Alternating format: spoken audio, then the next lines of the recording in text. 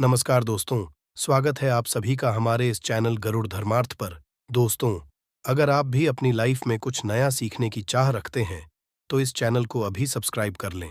दोस्तों, हिंदू धर्म में दो तिथियां बहुत महत्वपूर्ण हैं, जिनके बारे में कहा जाता है कि भूल कर भी भूल ही नहीं सकते, और वो है अमावस्या तिथि और पूर्णिमा तिथि। इन दो तिथियों में भगवान की पूजा करना, मंदिर जाना, जरूरतमंद लोगों को दान करना आपके जीवन के सभी कष्ट दुख दर्द दूर करने वाला होता है। पूर्णिमा का इंतजार हर किसी को रहता है। पूर्णिमा के दिन भगवान श्री हरि और मां लक्ष्मी जी, भगवान शिव सहित समस्त शिव परिवार और श्री सत्यनारायण भगवान के साथ चंद्र देवता की पूजा करनी चाहिए। आज के दिन अपने पितरों के निमित्त जल का तर्पण अवश्य करना चाहिए। दोस्तों, पूर्णिमा को लेकर बहुत कंफ्यूजन रहता है कि पूर्णिमा का व्रत हमें किस दिन करना चाहिए, पूर्णिमा का नियम किस दिन से करना होता है। तो दोस्तों, पूर्णिमा तिथि एक ऐसी तिथि है जिसका इंतजार आज ही से नहीं, सदैव से किया जाता है। कारण भी है कि पूर्णिमा तिथि पर लक्ष्मी आराधना करने से बहुत जल्दी सफलता मिलता है। कहा जाता है कि मां लक्ष्मी और चंद्रमा आपस में भाई बहन हैं। भाई बहन का संबंध है क्योंकि दोनों की उत्पत्ति समुद्र से हुई है। और पूर्णिमा यानी कि चंद्रमा जिस दिन पूर्ण कलाओं के साथ होते हैं, उस दिन यदि हम लक्ष्मी जी की आराधना करते हैं, तो दोस्तों वह इतनी प्रसन्न होती है कि धन संपदा से भर देती है। और धरती के लोकवासियों को भगवान विष्णु ने भी कहा था कि के दिन मेरे साथ जो लक्ष्मी आराधना करेगा, आराधना के उपरांत देव के दर्शन करेगा, उन्हें अर्घ्य प्रदान करेगा, उनके जीवन में हर प्रकार से सुख और समृद्धि प्रदान करेंगे। तो दोस्तों, आज की इस वीडियो में हम जानेंगे वैशाख पूर्णिमा 2024 में कब है, 22 मई या 23 मई।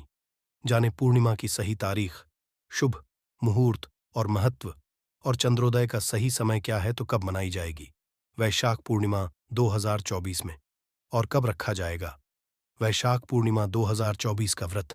क्या होगा राहु काल का समय, अभिजीत मुहूर्त, पूजा विधि, इस दिन क्या करें क्या नहीं।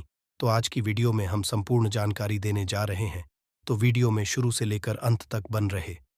नमस्कार दोस्तों, स्वागत है आप सभी का आपके पसंदीदा चैनल गरुड़ धर्मार्थ में। दोस्तों, वीडियो को शुरू करने से पहले एक बार कमेंट जय श्री हरि विष्णु अवश्य लिखे, और वीडियो को लाइक करके हमारे चैनल को सब्सक्राइब कर दें, और बेल आइकॉन का बटन अवश्य ही दबा दे।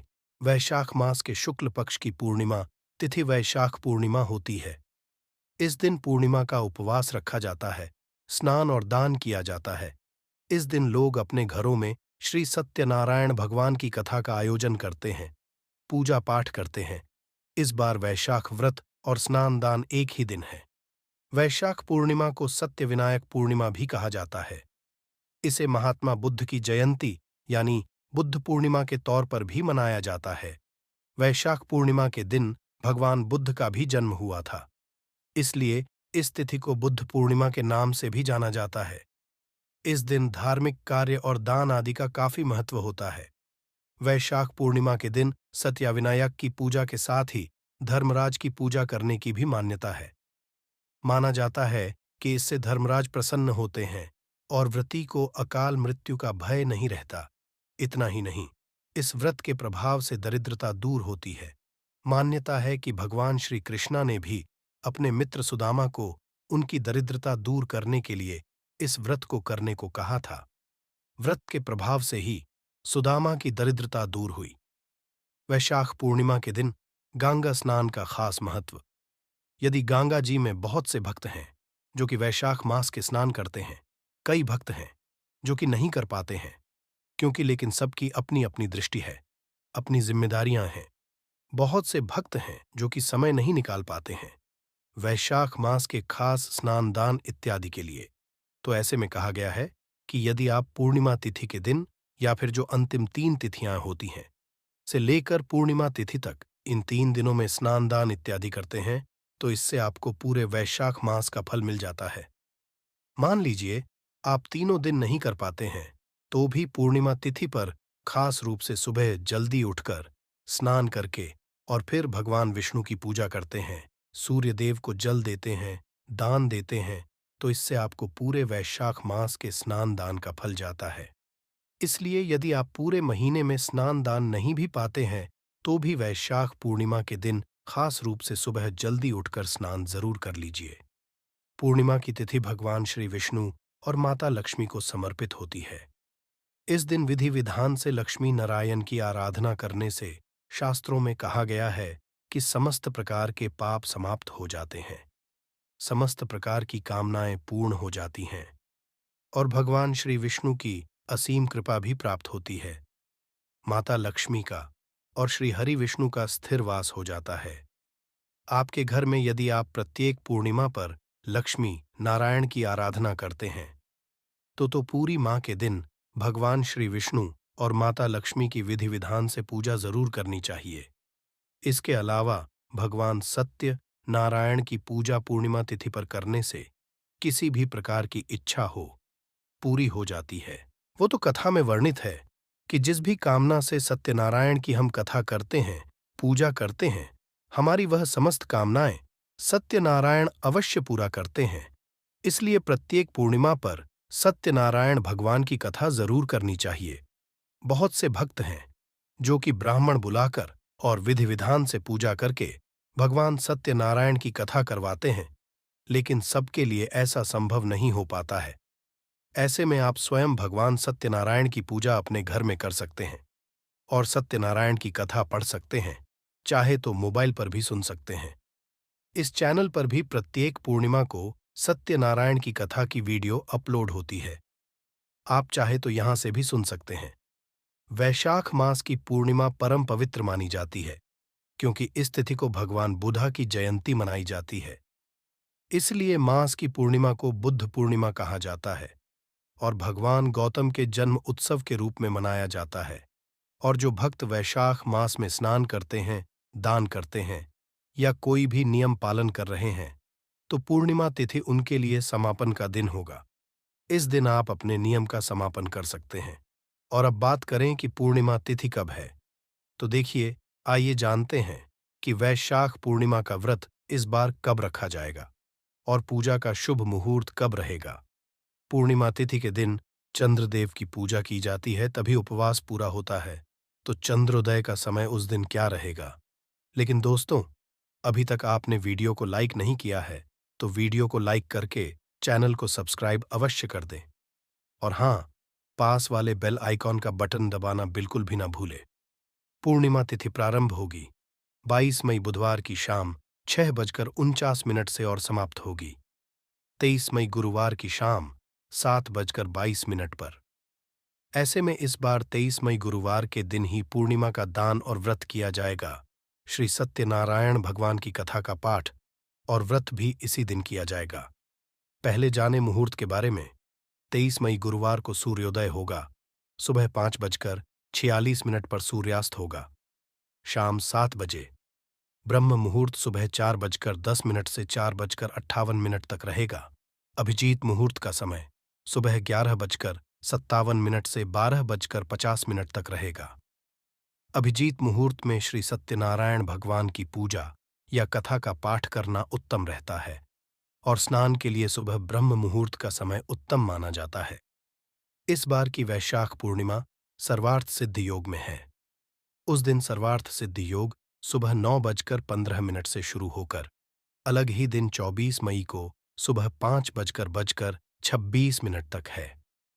दिन परिघ योग सुबह से दोपहर 12:12 तक है और उसके बाद से शिव योग है राहु काल।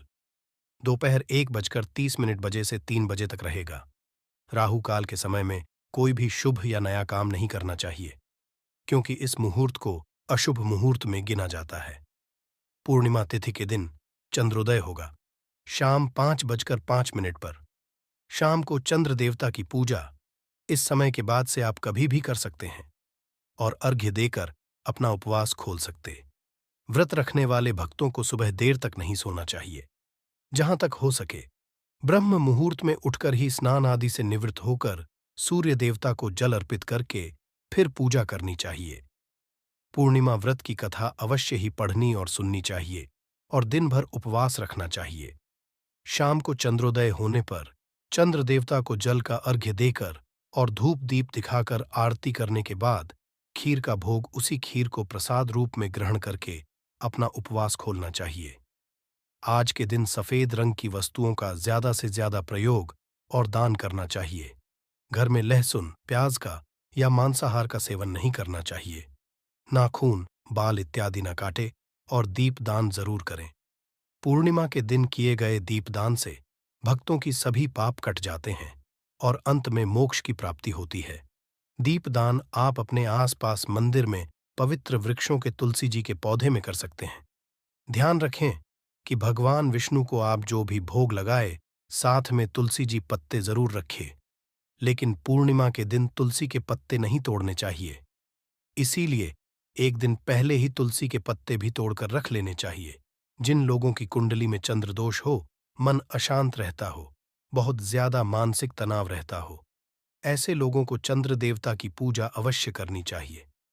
तो सबसे पहले पूर्णिमा वाले दिन आप जल्दी जग जाइए, स्नान करिए और आप अपने घर के मुख्य द्वार पर हल्दी युक्त जल से आप थोड़ा सा छिड़काव जरूर करिएगा। आप हल्दी ले लीजिएगा, थोड़ा सा जल में डालिए, मुख्य द्वार को साफ कर लीजिएगा। आप जल के छींटे मार दीजिएगा। घर में जो पूजा पाठ करना है कर लें। पीले चावल में थोड़ा सा हल्दी डाल करके आप पक्षियों को पीले चावल दीजिएगा। गौ माता को बेसन से जुड़ा हुआ भी पकवान, बेसन से बनी हुई रोटी या बेसन से बना हुआ हलवा आप गौ माता को खिलाइए। बहुत बड़े दुहक, तकलीफ और कष्ट दूर हो जाते हैं। दोस्तों, आज भगवान सत्यनारायण की कथा घर में करना और सुनना दोनों ही बहुत लाभप्रद होता है। तो सत्यनारायण भगवान की कथा यदि आप घर में नहीं कर पाते हैं तो आप जो पूजा होती सामान्य भगवान विष्णु जी और लक्ष्मी जी की, वो आप जरूर सुनिएगा। दोस्तों, आपको बता दूं कि कलयुग में हर कामनाओं की पूर्ति के लिए सत्यनारायण की कथा कराई जाती है। घर में जो भी शुभ और मांगलिक कार्य होते हैं उससे पहले सत्यनारायण की कथा कराई जाती है। और मैं खुद का अनुभव बता दूं कि सत्यनारायण की कथा मात्र कुछ दिन सुन लिया जाए, 5-7 या बाहर पूर्णिमा, तो आप देखेंगे कि जिस मनोकामना की पूर्ति के लिए पूर्णिमा की कथा आप सुनते हैं, श्रवण करते हैं, आपकी कथा खत्म हो जाती है तो आप कथा सुनने का पुण्य फल जो है ले सकते हैं। कलयुग में सभी कष्टों को दूर करने वाली होती है। पूर्णिमा के दिन आज नहाने के पानी में थोड़ा सा तिल जरूर डालिएगा। सभी परिवार के सदस्य नहाने के पानी में तिल मिलाकर स्नान जरूर कीजिए। इसका बहुत अधिक लाभ आपको मिलेगा। तिल के स्नान और दान से जीवन के सभी कष्ट दूर होते हैं। दोस्तों, आज भगवान विष्णु की माता लक्ष्मी के साथ पूजा जरूर पूजा करिएगा। दोस्तों, जानते हैं आप क्या क्या दान कर सकते हैं? तो जो भी आप दान करना चाहते हैं संकल्प करके दान कर दीजिए। इस दिन ब्राह्मणों को, जरूरतमंदों को, गरीबों को दान करना चाहिए। जरूरत की चीजें जैसे कि अन्न का, धन का दान आप कर सकते हैं। गर्मियां हैं तो जल का दान कर सकते हैं, जूते का दान कर सकते हैं, छतरी का दान कर सकते हैं। अपनी इच्छा के अनुसार जो भी आपकी सामर्थ्य में हो उसके अनुसार आप दान कर सकते हैं। तो 23 मई 2024 गुरुवार के दिन वैशाख मास की पूर्णिमा तिथि है, जो अपने आप में एक बहुत ही शुभ संयोग है, क्योंकि गुरुवार का दिन भगवान श्री विष्णु को समर्पित होता है और पूर्णिमा की तिथि भगवान श्री विष्णु और माता लक्ष्मी को ही समर्पित होती है। ऐसे में दुगना फल हमें प्राप्त होता है। इस पूर्णिमा पर यदि विधान से लक्ष्मी और नारायण की आराधना करते हैं। तो यह थी आज की खास जानकारी। उम्मीद है यह जानकारी आपके काम आएगी। यदि वीडियो अच्छा लगा हो तो एक लाइक अवश्य कर दीजिए और रोजाना नई नई जानकारी प्राप्त करने के लिए हमारे इस चैनल को अभी सब्सक्राइब करें। धन्यवाद।